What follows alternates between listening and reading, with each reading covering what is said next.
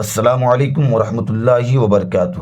آج میں بتاؤں گا شرائط نماز کیا ہے، شرائط نماز کسے کہتے ہیں۔ تو آئیے ویڈیو کو شروع کرتے ہیں۔ آپ اگر میرے چینل میں نئے ہیں تو چینل کو سبسکرائب ضرور کریں۔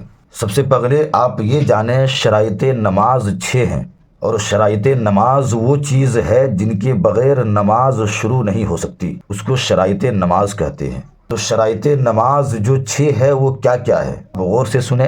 نمبر 1 طہارت، نمبر 2 ستر عورت، نمبر 3 وقت، نمبر 4 استقبال قبلہ، نمبر 5 نیت، نمبر 6 تکبیر تحریمہ۔ یہ 6 چیزیں جن کو شرائط نماز کہتے ہیں۔ پہلی شرط کیا تھا؟ طہارت۔ طہارت کا مطلب یہ ہے کہ نمازی کے بدن، کپڑے اور نماز کی جگہ پر کوئی نجاست جیسے پیشاب، پیخانہ، خون، شراب، گوبر، لید وغیرہ نہ لگی ہو، اور نمازی بے غسل بے وضو بھی نہ ہو، اس کو طہارت کہتے ہیں۔ دوسری شرط ستر عورت، یعنی کہ ستر عورت کا مطلب کیا ہے؟ ستر عورت کا مطلب ہے مرد کا بدن ناف سے لے کر گھٹنوں تک ڈھکا ہو، گھٹنے کھلے نہ رہیں، اور عورت کا تمام بدن ڈھکا ہو سوائے منہ اور ہتھیلی کے، اور ٹخنوں تک پیر کے اور ٹخنے بھی ڈھکے رہیں۔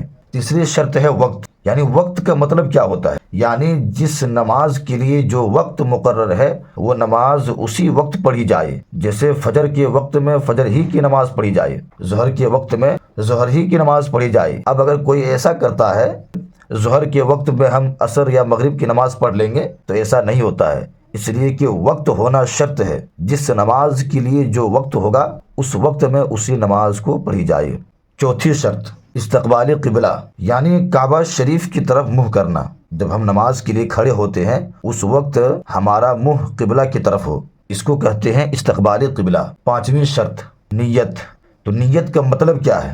نیت اس کو کہتے ہیں جس وقت کی جو نماز فرض یا واجب یا سنت یا نفل یا قضا پڑھنا ہو، دل میں اس کا پکا ارادہ کرنا کہ یہ نماز پڑھ رہا ہوں۔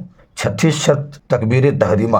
تکبیر تحریمہ کس کو کہتے ہیں؟ تکبیر تحریمہ کا مطلب ہوتا ہے اللہ اکبر کہنا۔